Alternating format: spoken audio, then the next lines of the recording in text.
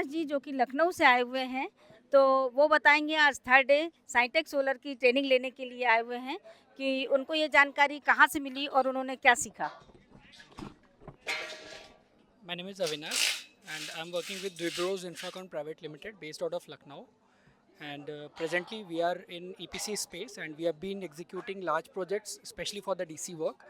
And since we are venturing into a separate segment, that is a retail solar segment for the retail users, so I've got the information about this institute from the YouTube and one of the reference working in a corporate company wherein they already has received the training from this institute.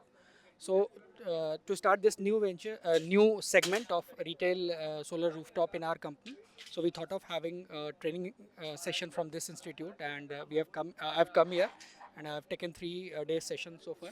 It was really good, especially content-wise, designing-wise, and the basic information related with all from the designing till completion and commissioning of the project. I'm hopeful and excited to complete this project of remaining 2 more days. And overall project content and the hospitality, everything was really good. Thank you. Thank you for